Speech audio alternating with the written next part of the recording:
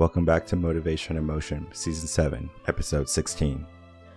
And through the limiting beliefs and through the mindsets that we have to face, we do have to overcome the person that's in the way.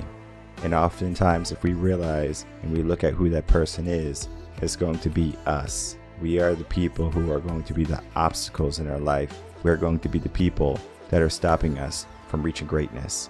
We might say things that we don't mean, and we might say these false accusations that might inhibit our growth.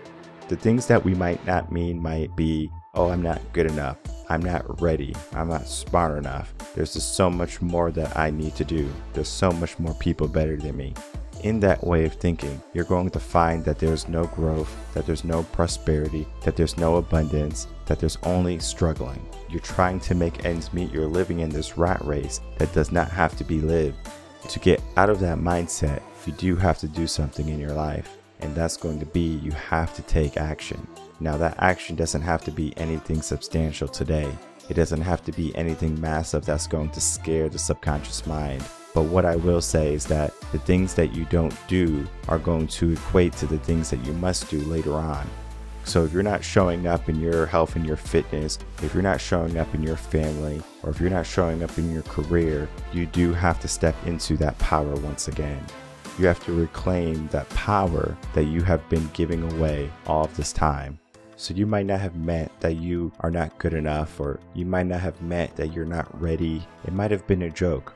But just like fear, when we lie to ourselves, we don't necessarily know the truth because the subconscious mind is going to be listening to the conscious mind.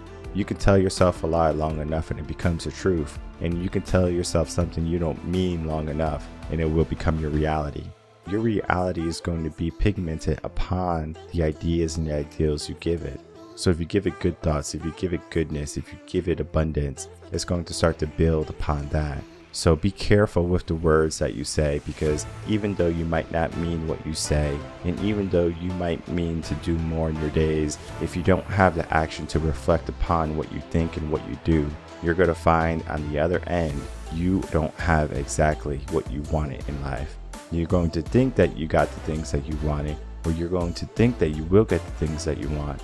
But there has to be a strict mindset that occurs when you're going after for greatness in your life. You have to understand what makes you great is not so much of what you can do or what you have done or what you're able to do, but it's going to be you showing up every single day, you meaning what you say and you doing what you say. Because the things that you have said in your past that are not conducive to the person you're supposed to be becoming has to be changed to some degree. So that means changing the way you think and changing the way you act are going to go hand in hand into the person you're supposed to be becoming.